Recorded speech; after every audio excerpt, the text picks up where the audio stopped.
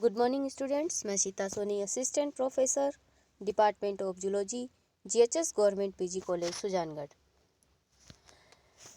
BSc part second की जो second book है उसमें हमारे जो टॉपिक चल रहा है इम्यूनोलॉजी, उसमें हम क्लासिफिकेशन ऑफ इम्यूनोग्लोबुलिन्स इसके ऊपर डिस्कशन कर रहे हैं। क्लासिफिकेशन ऑफ इम्यूनोग्लोबुलिन्स जो है उसमें मैंने आपको बताया था कि 5 प्रकार के इम्यूनोग्लोबुलिन होते हैं, जिनमें से हमने इम्यूनोग्लोबुलिन जी के बारे में विस्तार से जो है वो जानकारी हासिल की। आज हम immunoglobulin immunoglobulin A, immunoglobulin M, immunoglobulin D और ई के बारे में जानकारी करेंगे। तो दूसरा जो इम्यूनोग्लोबुलिन है वो है immunoglobulin E A. Immunoglobulin A जो है वो सीरम इम्यूनोग्लोबुलिन का लगभग 10 से 13% भाग बनाता है। इसका सामान्य सीरम स्तर जो है 0.6 to 4.2 मिलीग्राम प्रति मिली होता है। इम्यूनोग्लोबुलिन ए की अर्धायु काल जो है वो 6 से 8 दिन होती है। ये आंसू, लार और नवदुग्ध या कोलेस्ट्रम का मुख्य इम्यूनोग्लोबुलिन होता है। इसका आणविक भार 1,60,000 और अवसादन गुणांक 7s होता है। इसके संरचना में एक संरचनात्मक इकाई पाई जाती है जिसे परिवहन या श्रवण भाग कहा जाता है। परिवहन भाग ग्रंथियों, आंतों व श्वसन मार्गों की उपकलाएं स्रावित करती है।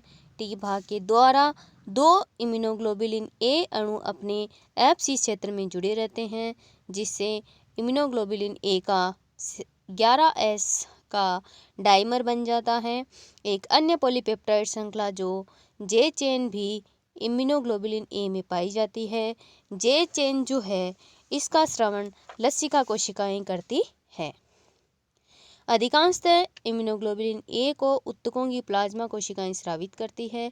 इम्यूनोग्लोबुलिन ए प्रमुखतः स्राव में एवं श्लेष्म सतहों पर केंद्रित रहती है, जहां यह एक प्रकार का एंटीबॉडी पेस्ट बना लेती है।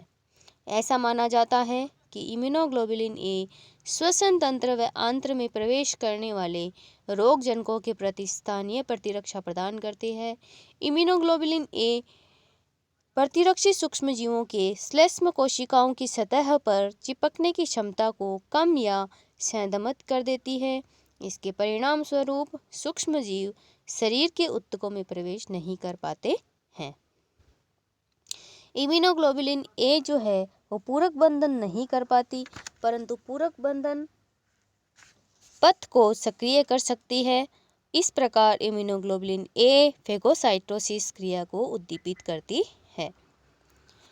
तीसरा जो इम्यूनोग्लोबुलिन है वो है इम्यूनोग्लोबुलिन एम।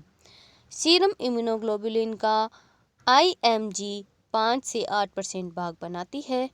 इसका सीरम में सामान्य स्तर 0.5 से 2 मिलीग्राम प्रति मिली होता है। इसकी अर्धायु 5 दिन होती है लगभग। यह एक भारी अणु के रूप में होता है। इसका आणविक भार जो है ये 9 लाख होता है और अवसादन गुणांक जो है ये 19s होता है। इम्यूनोग्लोबुलिन एम 5 इम्यूनोग्लोबुलिन अणुओं का बहुलक या पॉलीमर होता है, जिसके प्रत्येक अणु में 2 हल्की व 2 भारी श्रृंखलाएं होती हैं। इनका पॉलीमराइजेशन या बहुलीकरण इनमें उपस्थित जे श्रृंखला के ऊपर निर्भर करता है। वास्तव में इम्यूनोग्लोबुलिन ए में 5 एंटीजन से संयुक्त होने की क्षमता पाई जाती है। यह प्रतिरक्षी जैव भ्रूण में उत्पन्न होता है एवं प्लेसेंटा द्वारा स्थानांतरित नहीं किया जा सकता है। इम्यूनोग्लोबुलिन एम का जीवन काल कम होता है और यह संक्रमण की प्रारंभिक अवस्था में प्रभावी रहती है।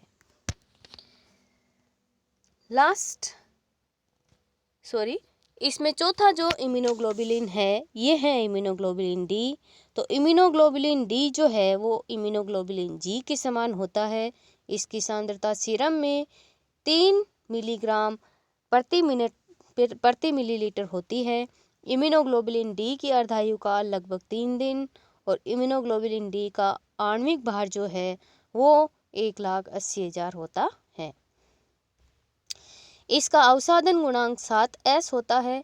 इम्यूनोग्लोबुलिन डी एवं इम्यूनोग्लोबुलिन एम बी लिम्फोसाइट की सतह पर पाई जाती है और प्रतिजन या एंटीजन को पहचानने का कार्य करती है। कोशिका से लगे इम्यूनोग्लोबुलिन डी व एम का उसके विशिष्टकृत एंटीजन से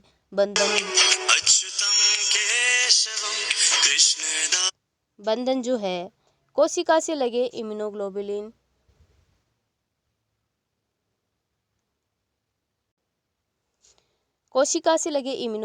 डी व एम का उसके विशिष्टकृत एंटीजन से बंधन बी लिम्फोसाइट को प्रतिरक्षी उत्पन्न करने के लिए उद्दीपित करता है। इम्यूनोग्लोबुलिन डी का सामान्य कार्य अभी ज्ञात नहीं है। नेक्स्ट जो है और लास्ट जो इसमें आपके इम्यूनोग्लोबुलिन है वो है इम्यूनोग्लोबुलिन ई। इम्यूनोग्लोबुलिन ई जो है इसका अवसादन गुणांक 8 होता है, 8S होता है और आणविक भार 1,90,000 होता है। इसकी अर्धायु काल 2 दिन होती है। संरचना में यह इम्यूनोग्लोबुलिन जी के समान होता है। इसका सामान्य सीरम स्तर नाम मात्र ही लगभग 0.0004 मिलीग्राम प्रति मिलीलीटर, परंतु यह स्तर दमा, हे फीवर, एक्जिमा इन रोगों के अंदर बढ़ जाता है। बच्चों में आंत्र परजीवियों की उपस्थिति के कारण भी इसका सीरम में स्तर बढ़ जाता है। सामान्यतः श्वसन व आंत्र मार्गों की भीतरी सतह प्रमुखतः IgE उत्पन्न करती है। यह आंत्रिय परजीवी दमा, एक्जिमा के लिए प्रतिरोध क्षमता उत्पन्न करता है। इस प्रकार से हमारे शरीर में ये 5 प्रकार के इम्यूनोग्लोबुलिन्स पाए जाते हैं।